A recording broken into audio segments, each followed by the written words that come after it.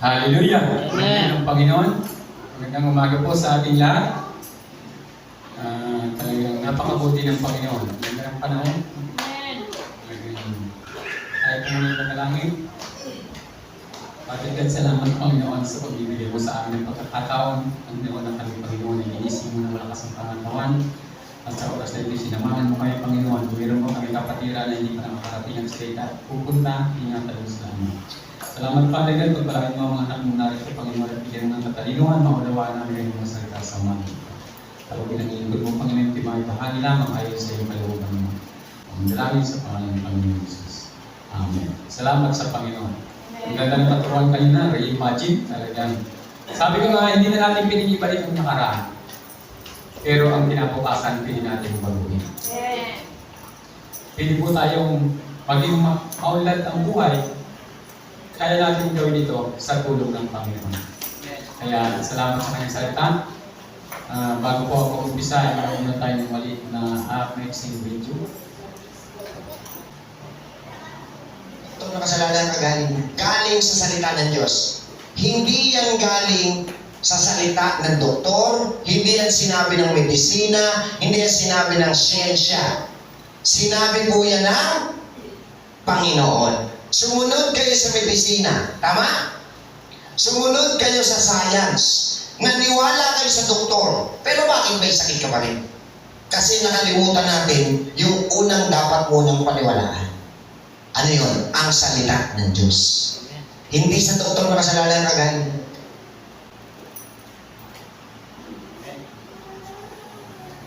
Salamat sa salita ng Panginoon. At talagang pili po natin panghawakan. Ang ating pong pag-aaral ngayon ay yung Declaration of Faith ng Foursquare Declaration of Faith. Yung po ay ang Declaration of Faith natin.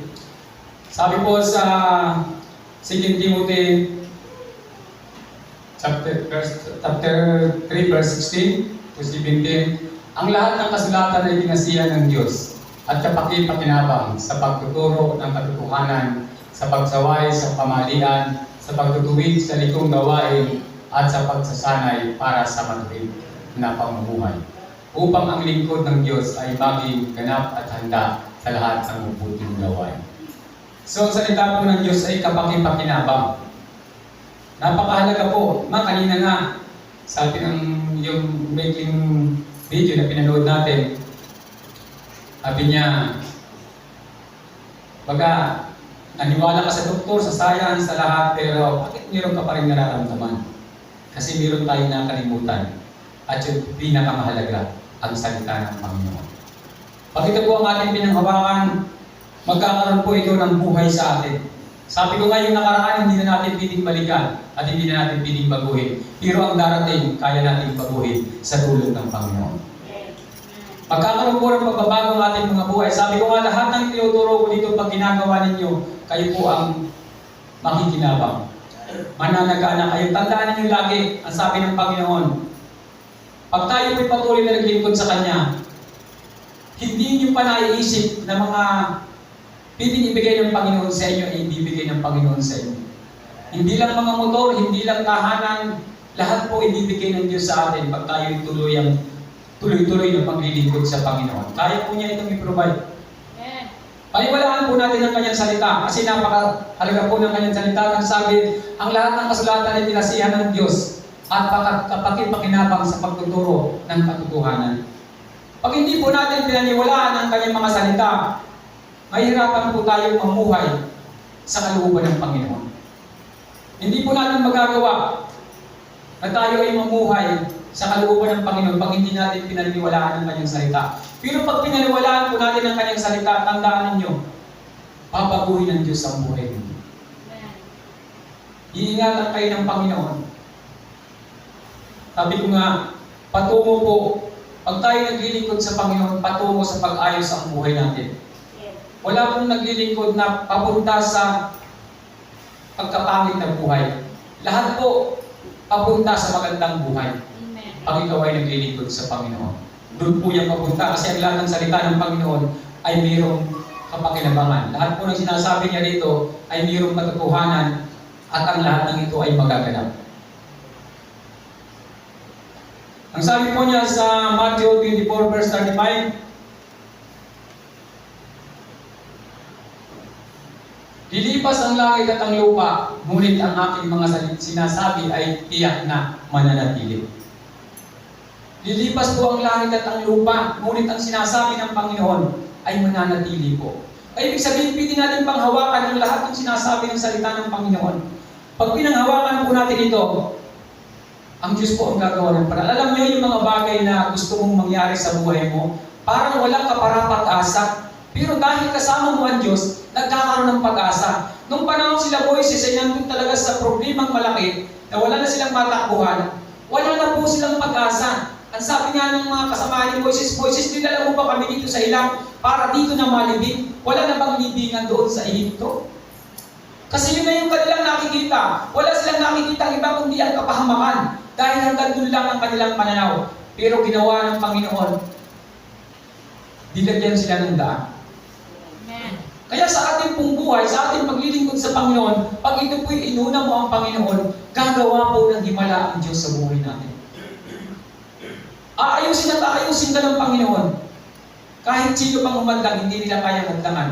Ang Diyos ang mag-aayos sa iyo. Amen. Yung buhay na ipagkaloob mo sa Panginoon, aayusin niya yan. Pagagandahin niya yan. Di ba pag tayo ay mayroong isang gamit na binili mo na hindi maayos, dahil gusto mo, inaayos at inaayos mo. Pinagaganda mo ng pinagaganda. Tayo po, pag pinaniwalaan natin ang salita ng Panginoon, magkakaroon po tayo ng tunay na biyaya mula sa Panginoon. Pangahawakan po natin yung mga pangahawakan natin. Kasi ang sabi niya, lilipas ang langit at ang lupa, ngunit ang aking mga sinabi ay tiyak na mananatili. Kaya pwede natin panghawakan. Ito po yung declaration of faith natin sa Forest Fair. Pwede natin panghawakan yung salita ng Panginoon. Kasi lilipas ang lahat, pero ang kanyang salita ay hindi po ito lilipas. Lilipas yung ating kasikatan, lilipas yung ating mga kayamanan, lilipas yung ating mga katanyagan. Ngunit ang kanya pong salita ay hindi po lilipas kailanman. Kaya ito po ay pwede natin hawakan. Ito na po yung pinakamahalaga na pwede natin hawakan sa ating buhay. Pag hindi po tayo dito kumapit, mahirapan po tayo na mamuhay ayon sa kalooban ng Panginoon. Sabi ko nga, pag sa isang samahan, sa isang pangka, pag kayo'y maraming nakasakay, tapos ang nagsasagwa na iisa lang, pabagal yan. Yung iba nakaupo, nakalawig pa yung paa, nakasagabal sa tubig, imbis na umusad kayo, aatras pa yan. Kaya kung ikaw ay nakasakay, at wala ka rin lang may tutulong, itaas mo na yung paa mo. Sumama ka na lang sa biyahe. Enjoyin mo na lang. Huwag ka na lang kumontra. Kasi ang salita ng Panginoon, pag patuloy mo itong kinukontra, patuloy mong hindi binibigyan ng halaga sa buhay mo, hindi po mangyayari ang kalooban ng Diyos sa buhay mo. Mananatili ka kung saan ka nakalagay.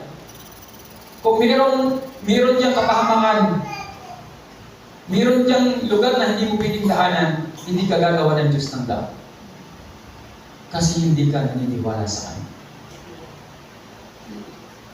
Di ba tayo, pag naniniwala sa atin ng isang tao, kahit wala ka na, pag naniniwala yung isang tao, meron ka.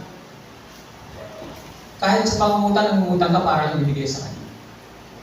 Kasi naniniwala siya sa iyo. How much more sa Panginoon? Kung naniniwala ka sa lahat ng sinabi ng Panginoon, gagawin niya yan sa iyo.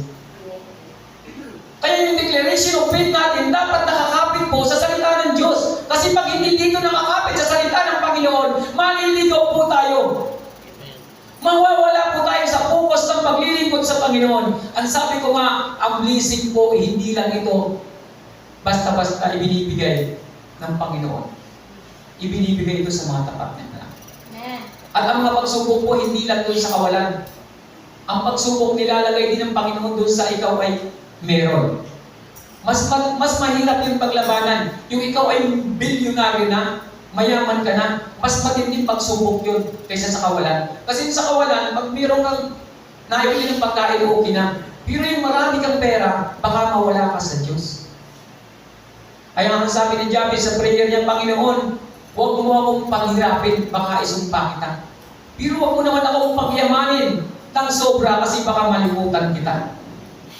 Sa kayamanan at sa kahirapan, yan po ay pagsubok sa atin. Kaya dapat meron tayong pinangahawakan sa declaration of faith natin ang salita ng Panginoon. Amen. Dapat dito po tayo nakakapit, dapat dito tayo nabubuhay, at ito ang ating ipinamumuhay. Kasi kung sa lahat ng paraan meron kang dahilan para kontrahin ang salita ng Panginoon, kapatid, sayang po ang biyaya ng Diyos na piling ibigay at maranasan mo na gusto ng Panginoon sa buhay mo. Amen. Kung palagi mong iniisip ang salita ng Panginoon, ay magiging dahilan para ikaw ay maghirap. Sayang po ang biyaya at salita ng Panginoon na inibigay sa atin. Ang sabi po sa 1 John chapter 5 verse 7 to 8, sabi niyan, tatlo ang nagpapatotoo sa langit, ang Ama, ang Salita, at ang Espiritu Santo. At ang tatlong ito ay isa. At mayroong tatlong nagpapatotoo sa lupa, ang Espiritu, ang tubig, at ang dugo. At ang tatlong ito ay nagkakaisa. Pinatutunayan po ng Panginoon, maging sa langit ang kanyang salita. Tatlo po, sa mundo po natin, pag mayroong testigong dalawa, pili ka ng mahatulan. Pag tatlo lalo na. Pero pag isa lang ang nagpapatotoo, may question pa po yan, kahit yung sa mga paglilitis dito sa atin. Pero pag tatlo po ang nagpapatotoo, yan po ay totoong may katotohanan. At sa langit po, nagpapatotoo na ang Panginoon. Ang amakang Espiritu na talagang mayroong Diyos at mayroong nagsulat ng kanyang salita. At sa lupa po, mayroon din tatlo na bumubuo at nagpapatotoo na mayroong Diyos. At mayroong katotohanan ang lahat ng sinasabi ng kanyang salita. Kaya yung declaration po natin sa ating pananampalataya sa Panginoon, dapat dito po lagi nakatanim. Dapat dito po lagi nakalagay sa salita ng Panginoon. Para hindi po tayo maligaw at walang taong pili sa ating makadaya. Dahil ang sabi ng Panginoon, sabi sa kanyang salita, madaming darating na pula ang propeta para kayo ay madaya. Paano tayo madadaya kung tayo ay nakakapit sa salita ng Panginoon? Sabi nga ng isang matandang puristor doon, umiiyak siya. Sabi ng 20 years bago magkaroon ng license para magkasal. Sabi niya, 65 years na ako, pastor, na puristor.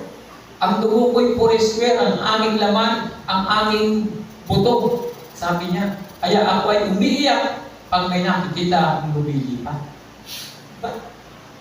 Yung faith po natin dapat nakapunla o nakatanim sa salita ng Diyos. Kasi pag nakatanim ka ron, gumuhungan ang lahat ng katabi mo, ikaw magpapatuloy sa Panginoon. Amen. Hindi po tinitingnan ng Diyos kung kayo ay marami o kaunti. Ang tinitingnan ng Diyos, yung ating pananampalataya, saan ba tayo nakatanim? Saan ba tayo nakalagay? Baka sa buhangin tayo nakatanim. At pag nagkaroon ng agos, nawawala. Dapat po sa bato tayo at walang iba kundi sa Panginoon at sa kanyang mga salita. Ang sabi ng Panginoon, ang salita ko ay Diyos at ang Diyos ay salita. Kaya po yung kanyang salita ay pwede natin panghawakan para tayo ay makapabuhay ayon sa kalooban ng Panginoon. Ang sabi niya sa Genesis chapter 1 verse 27, nilalang na nga ng Diyos ang tao ayon sa kanyang larawan. Sila ay kanyang nilalang na isang lalaki at isang babae. Hanggang 28, lagyan natin 28. Ang sabi niya, at sila ay pinagpala niya. Sinabi niya, magpakarami kayo at punuin ninyo ang inyong mga anak. Ang buong daigdig at kayo ang mamahala nito. Binibigyan ko kayo ng kapangyarihan sa mga isda, sa tubig, sa mga ibon, sa ipapawid at sa lahat ng mga hayop na nasa ibabaw ng lupa. Amen. Napakabuti po ng Diyos, di ba? Amen. Nilalang na tayo ayon sa kanyang wangis. Tayo ay merong katawan, meron tayong dugo, meron tayong tubig. Tayo yung nagpapatotoo salita ng Panginoon. Binubuo tayo ng kanyang salita. Nakikita po natin na napakabuti ng Panginoon dahil hindi niya tayo ginawa na inuna.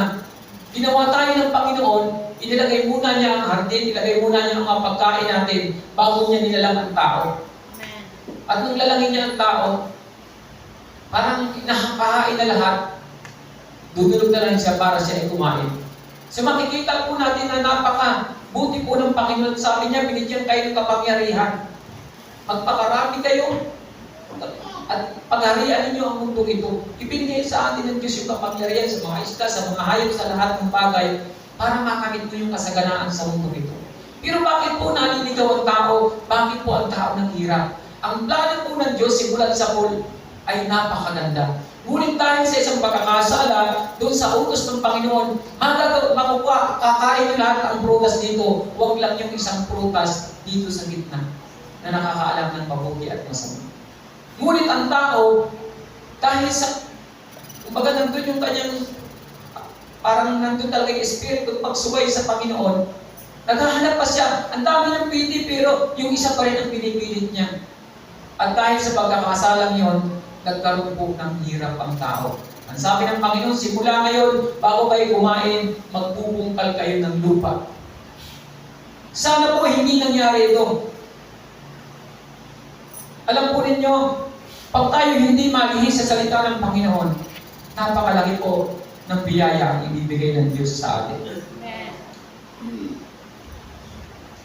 Ang sabi po sa John 3 verse 16, sabi po rito, sapagkat kayo na lamang ang pag-ibig ng Diyos sa sangkatauhan, kaya't ibinigay niya ang kanyang kaisa-isang anak upang ang sino mang sumampalataya sa kanya ay hindi mapahamak, kundi magkaroon ng buhay na walang hanggan. John 3:16 po yan. Napakabuti po ng Panginoon. Sa ating pong nagawa, sa pagkakasala, simula pa ng una, hindi po yun, kumbaga, hindi inisip ng Panginoon na talagang mawalang bisa ang kanyang pangako sa atin. Ibinigay pa niya yung kanyang anak. Bakit hindi natin kayang panghawakan ang salita ng Panginoon? Ibinigay pa niya yung kanyang anak, muli niyang ibinigay para tayo ay hanguin muli. Sabi ko nga, para tayo nasa kumunoy na kahit anong gawin natin, wala tayong magagawa kundi ang bumaon. Pero dahil sa Panginoong Hesus, tayo po ay naligtas. Tayo po ay muling inahon ng Panginoon dahil sa kanyang pagmamahal sa atin. Ang sabi po sa Isaiah 53 verse 5, ang sabi po rito, ngunit 4 po ito hanggang 5. Tunay niyang inalis niya ang ating mga kahinaan. Pinagaling niya ang ating mga karamdaman. Subalit inakala nitong natin iyo'y iparusa sa Diyos sa Kanya. Ngunit dahil sa ating mga kasalanan, kaya siya nasugatan, siya ay binugbog dahil sa ating kasamaan. Tayo ay gumaling dahil sa paghirap na dinanas niya at sa mga hampas na kanyang tinanggap. Napaka hirap po ng pinagdaanan ng Panginoon. Sabi diyan, ngunit dahil sa ating mga kasalanan, kaya siya ay nasugatan, siya ay binugbog dahil sa ating kasamaan. Tayo ay gumaling dahil sa pahirap na dinanas niya at sa mga hampas na kanyang tinanggap. Ganyan po, nung bumaba po siya sa lupa, talagang napakatindi po ng pinagdaanan ng Panginoon. Ganun niya tayo kamahal. Saan nakalagay yung ating declaration of faith natin kung hindi pa tayo lalambot, kung hindi pa tayo didikit sa Panginoon, na lahat po ay ginawa na niya, lahat ng kaparusahan na para sa atin, napunta sa Kanya. Ginawa niya ito dahil mahal niya tayo. Ginawa niya ito dahil gusto niya tayo patuloy na yung pangako ng Panginoon ay magawa niya para sa atin. Maligtas pa rin tayo kahit tayo ay nagkasala. Ano po ng pagmamahal ng Diyos sa atin? Hindi po basta-basta ang pagmamahal ng Diyos sa atin. Ang sabi po sa Tito chapter 2 verse 14 to 15,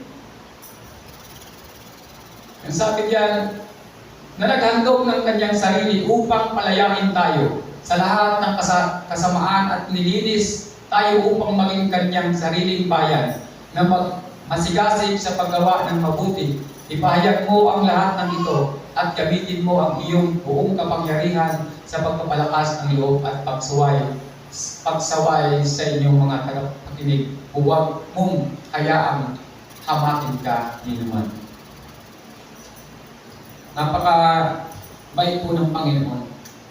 Sabi niya dyan sa unang verse, nang naghandog ng kanyang sarili upang palayain tayo sa lahat ng kasamaan at linisin tayo upang maging kanyang sariling bayan na masigasig sa paggawa ng mabuti.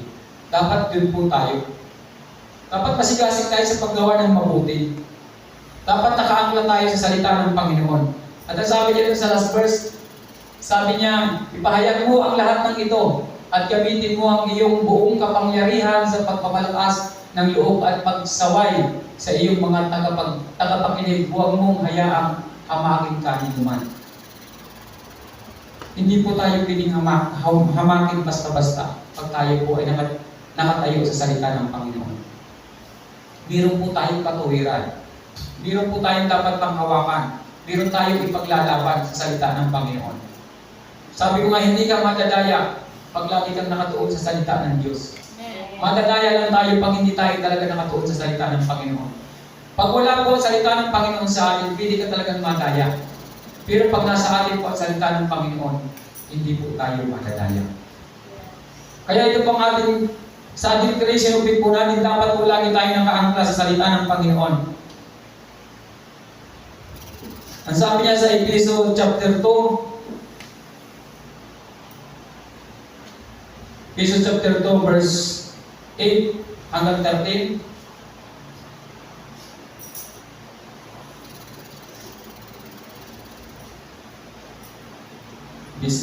Verse 8 hanggang 13. Sabi niya rito, sapagkat dahil sa kagandahang loob ng Diyos, kayo ay naligtas sa pamagitan ng pananampalataya. At ito'y kaloob ng Diyos at hindi mula sa inyong sarili. Hindi ito bunga ng inyong magagawa, kahit walang makapagmamalaki ang sinuman kung ano tayo ngayon ay gawa ng Diyos at sa pakikipag-isa natin kay Kristo Jesus ay nilikha niya tayo para sa mabuting gawa na inihanda niya noong una pa man upang gawin natin. Kaya alalahanin ninyo ang dati ninyong kalagayan, kayo ipinanganak ng mga hintil at di tuli. Ang tawag sa inyo ng mga Hudyo, ang mga Hudyo naman ay tinatawag ng mga tuli. Dahil sa ginawa sa kanila, sa kanilang katawan noong panahon iyon. Hiwalay kayo kay Kristo, hindi kabilang sa bayan ng Israel. At sa klaw ng tipa nababatay sa mga pangako ng Diyos. Noon nabubuhay kayo sa mundo ng walang pag-asa at walang Diyos. Ngunit ngayon dahil sa inyong pakikipag-isa kay Kristo Jesus, kayo na dati walang malayo inilapit sa pamagitan ng dugo ni Kristo. Salamat sa salita ng Panginoon. Wala po tayo dapat ipagmalaki. Sabi niya, sapagkat dahil sa kagandahang loob ng Diyos, kayo ay naligtas sa pamagitan ng pananampalataya. Hindi po ito sa ating mga gawa. At ito'y kaloob ng Diyos, hindi mula sa inyong sarili. Hindi ito bunga ng inyong mga gawa, kaya't walang may pagmamalaki ang sinuman. Ibinigay niya ang kanyang anak, hinagupit lahat, pinahirapan para po sa atin. Lahat po ng yan ay ginawa ng Panginoon sa atin. Lahat po ng mga bagay na yan, dapat tayo ang tatanggap. Malayo tayo sa Diyos, nilapit tayo ng Panginoong Hesus para lang sa pagmamahal sa atin ng Ama. Ganun po katindi ang ibinigay ng pagmamahal ng Diyos sa atin. Kaya dapat po panghawakan natin ang kanyang mga salita at dito po tayo laging nakabis sa kanyang salita sa ating pong paglilingkod sa Panginoon. Amen. Kasi pag hindi po tayo dito nakabis, sabi ko nga, darating ang araw, mawawala ka sa gawain ng Panginoon. Pag hindi po itong ating kinakapitan, hindi ka magtatagal. Hindi ka magtatagal sa paglilingkod sa Diyos pag hindi ka kumapit sa kanyang salita. Kasi marami po tayong pinagdaraanan sa mundo. Lalo tigit pag tayo nagkaroon ng kasaganaan sa buhay. Baka malimutan mo ang Diyos. Baka isipin mo na, dahil sa akin kaya ako meron ito. Lagi niyong tatandaan, ang Diyos lang po ang makapagbibigay ng lahat sa ating mga buhay.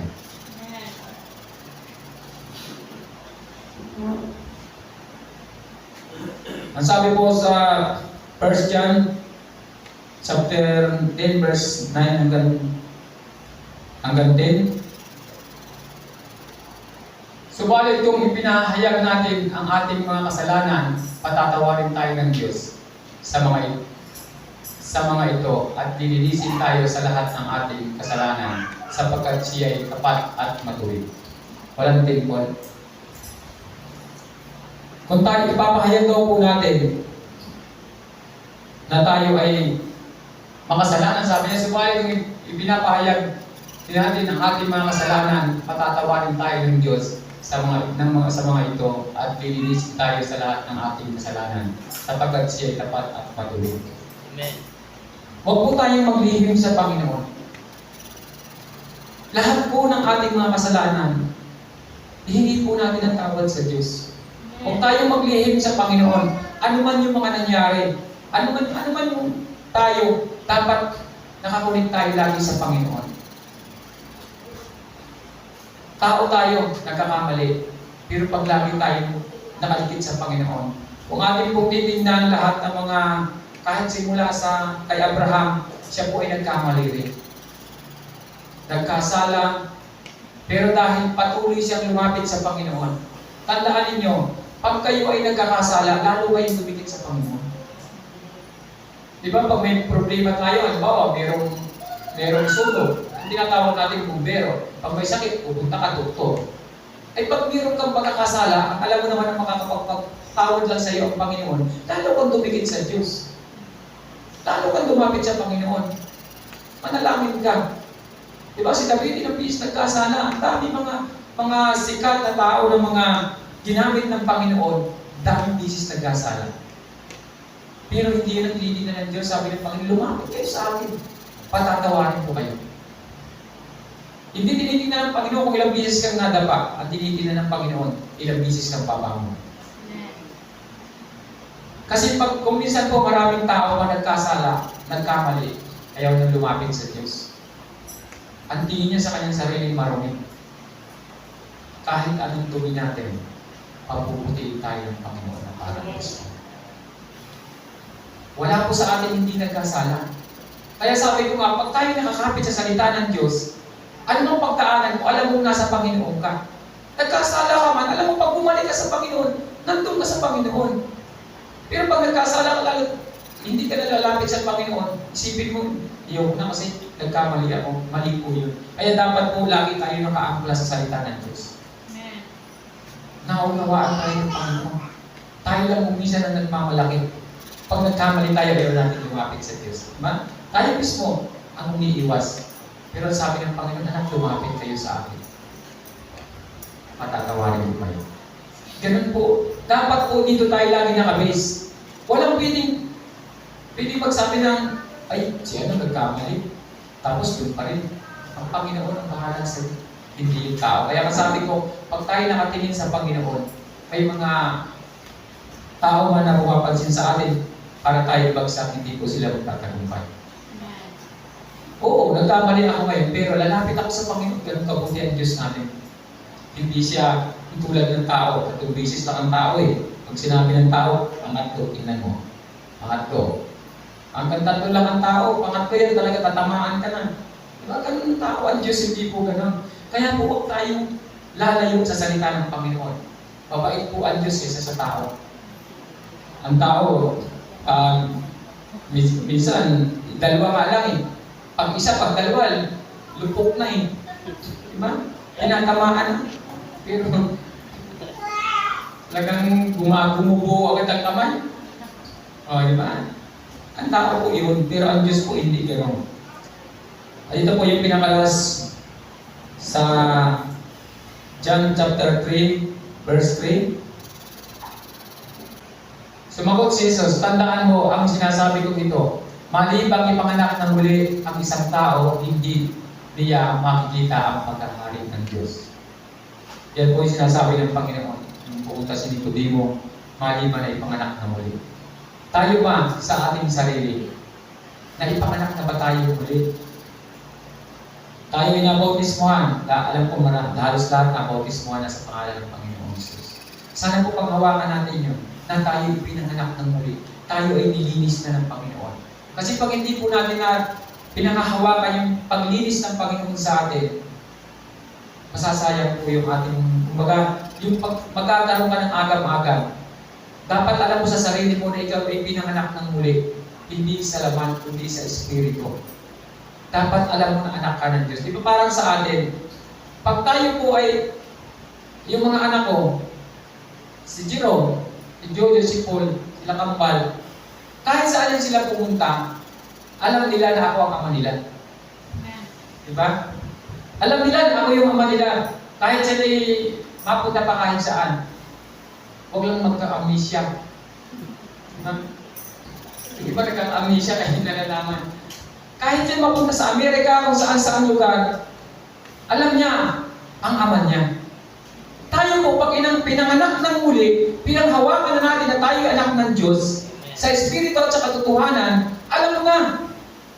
Di ba kanina nagkamali ka, pili ka bumalik. Ngayon alam mo na ang ama mo, na kahit saan ka pumunta, alam mo na pag bumalik ka, yung alibugang anak mong bumalik, nilustay ang ari-arian ng bumalik, pinagkatay pa ng matabang buyan. May karapatan ka bumalik, anak ka na ng Panginoon, tinanggap mo na siya. Dapat wala natin yung karapatan natin bilang anak ng Diyos. Kung minsan kaya tayo naliligaw, natatakot tayong bumalik. Kasi nagkamali tayo. Hindi mo alam na ikaw pala ay anak ng Diyos. Sa lahat ng meron ng Panginoon, meron ka. At may karapatan kang bumalik sa Panginoon. Kung minsan nagkakaroon tayo ng guilty sa puso natin, ayaw ko na kasi nagkamali ako. Hindi po yun. Alam mo na dapat kung gaano ka kahalaga sa Diyos. Dapat alam mo kung gaano kalalim yung relasyon mo sa ama mo. Di ba sa ating magulang, kahit 100 times ka na nagkasala, pag bumalik ka sa Kanya, at yumakap ka sa Kanya, una pang iiyak yung magulang. Una pang iiyak sa iyo yan, pag lumapit ka. Kaya nga sabi ng Panginoon na parito ako hindi sa mabubuti, kundi sa makasalanan. Pag lumapit ka sa Panginoon, lalong natutuwa ang Diyos. Kaya nga kung minsan, yung makasalanan na bumalik sa Panginoon, ang sabi ng Panginoon sa kanyang salita, sabi niya, yung siyam na matuwid, na hindi na nga kailangan magsisi, mas higit yung isang makasalanan na kailangan magsisi. Maraming taong matuwid ang tingin sa sarili. Ayaw ng pagsisi. Yung isang makasalanan, nagsisi, bumalik loob sa Panginoon at nagkaroon ng tunay na kaligtasan. Ganun po ang kalagayan natin sa Panginoon. Nung tanggapin natin ang Panginoon sa ating buhay, tayo ay muling pinanganak sa Espiritu at sa katotohanan dahil sa biyaya ng Diyos. Panghawakan po natin ang kanyang salita, hindi po tayo maliligaw. Hindi tayo pinisabihin, simba-simba ka pa, ganyan naman ugali mo. Hindi yun. Yun naman ang pinapato ng kaaway sa atin. Sabihin eh, bakit nag-aano ka pa? Nagpagawa ka na ng kasalanan. Hindi anak ka eh. Walang magagawa kahit sino. Anak ka eh. May karapatan kang bumalik. Kahit saan yung pumunta, sabi ko nga, kahit pumunta pa ng kung saan bansa, pag bumalik yung anak mo, lahat ng meron kakarapatan nila yun. Makukuha nila yun. Yung karapatan nila sa iyo. At yung karapatan natin sa Panginoon, hindi po yun mawawala. Kaya dapat dito tayo nakatuon sa salita ng Diyos para hindi tayo malalayo at hindi tayo maililigaw at hindi tayo mawawala pag ang declaration of faith po natin ay nakaangkla sa Diyos. Kasi lahat po, pagdaanan mo, pero alam mo, ibabalik ka ng Diyos. Kasi mayroon kang Ama na sadyang magmamahal sa iyo. Ang sabi ko sa 2 Corinthians, last verse na po ito, si mahaba na. Pero hindi pa po ito tapos. Ang sabi niya sa 2 Corinthians chapter 5, verse 17, kaya kung nakipag-isa na kay Kristo ang isang tao, isa na siyang bagong nilalang. Wala na ang dati niyang pagkatao at sa halip ito'y napalitan na ng bago. Wala na yung dati mong pagkatao. Diba? Sabi ko nga, lahat tayo may pinagdaanan. Sabi ko, yung nakaraan hindi na piling ibalik, pero pili natin baguhin ang ating pupuntahan. Pili natin baguhin ang buhay natin. Mababago natin sa tulong ng Panginoon. Wala na yung dati natin pagkatao. Wala na yung ibinao na yun. Kung tayo ay binautismuhan na, iwan na yun sa tubig, at tayo ay ibang nilalang na. Malinis na tayo dahil tayo ay tinubos na ng dugo ng Panginoon. Ilagay mo yun sa isip mo. Kasi pag inilagay mo yun sa isip mo, hindi yun mananakaw ng kaaway. Hindi yun mabubura. Kahit anong sabihin nila sa'yo, hindi anak ako ng Diyos. Tapos na, naibigay na, nilinis ka na, hindi ka na doon sa dati mong pagkatao. Yung dati mong mga nagawang kasalanan, wala na yung kinalimutan na yun ng Diyos. Hindi na yun nakikita ng Panginoon. Isa ka ng mabuting tao, isa ka ng mabuting nilalang, at dapat yun ang ating patunayan sa ating paglilingkod sa Panginoon. Lahat tayo nagkamali.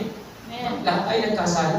Wala sa ating hindi nagkasala. Pero napakabuti ng Panginoon. Gusto ko yung verse na yan, ang sabi niya, kaya kung nakipag-isa na kay Kristo ang isang tao, isa na siyang bagong nilalang. Wala na ang dati niyang pagkatao. Sa halip, ito ay napalitan ng bago.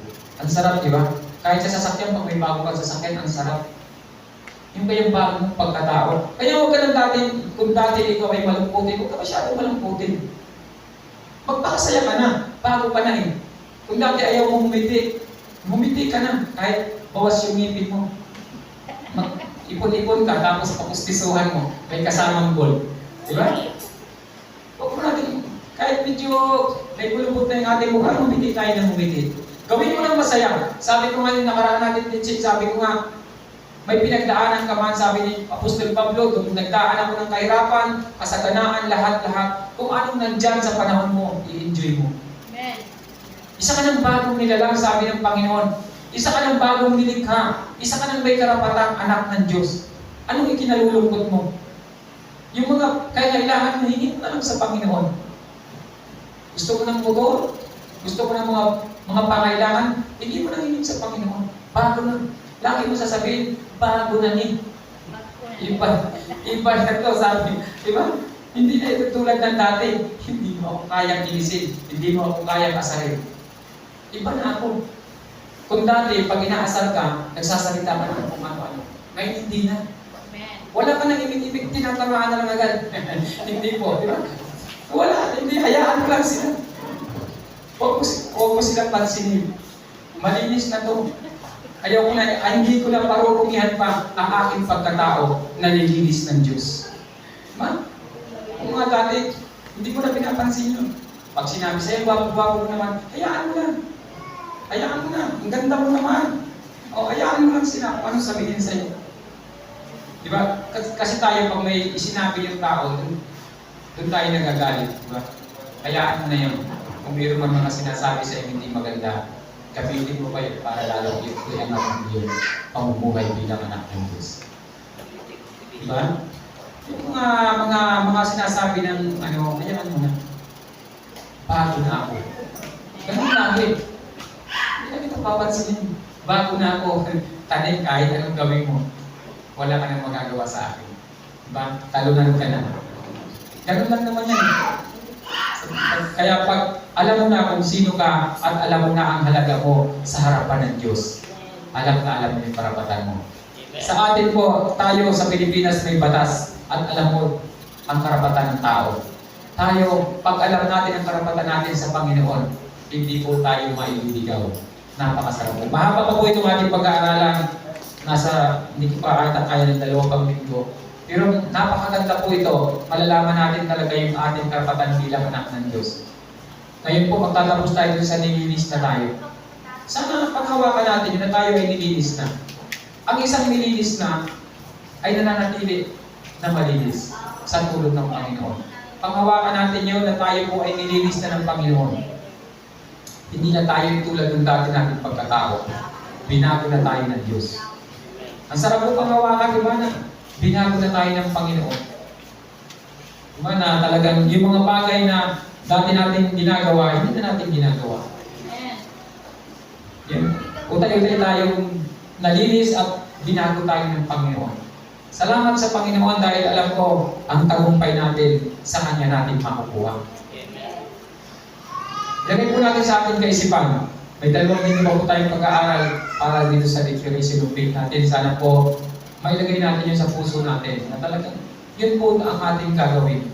Doon po tayo mga hawak sa salita ng Panginoon. Gawin po natin ito na talagang taos sa puso natin. Ang sarap kaya pag malinis ka na, di ba? Di ba pag umaga, hindi ka pa nakaligo, parang hindi pa kumpleto yung araw mo, pero pa nakaligo ka na. Sarap sa pakiramdam. Surang ka po sa ligo ang ginawa ng Panginoon sa atin. Sa ating binasag lahat, sinabi ron, pinahirapan ng Panginoon, ipinako sa krus, nagpakamatay, lahat ginawa niya Para saan? Para po tayo ay malinis. Amen. At ngayon po tayo malinis na panghawakan po natin yun. Na talagang tayo ay malinis at nilinis na ng Panginoon. Salamat sa kanyang mga salita ngayong umaga. Lalo po ito ay magkaroon sa atin ng buhay, kanyang mga salita. Tayo po'y manalangin. Father God, salamat po Ama sa iyong mga salita sa umaga nito. Amen. Pagpalain mo ang iyong mga anak, Panginoon. Gawin po silang karapat-dapat, Panginoon, ang bawat isa sa amin. Gawin mo kami karapat-dapat na maglingkod sa inyo, Ama. Yung paglilinis mo sa amin, Father God, huwag mo nga hayaan, Panginoon, ito yung magkaroon ng batik, Panginoon. Tulungan mo kami, Father God, na makapamuhay ayon sa iyong tulungan, Panginoon. At yung mga pagpapalang, Panginoon, na kailangan namin, Lord, sa inyo po namin ito iaasa, Father God. Salamat, Panginoon, ang lahat po ng aming kailangan sa pamamagitan ng aming paglilingkod, ito po yung pong ipagkakalob. Salamat, Panginoon, pagdalangin sa pangalan ng Panginoon Jesus. Amen. Thank you, Lord.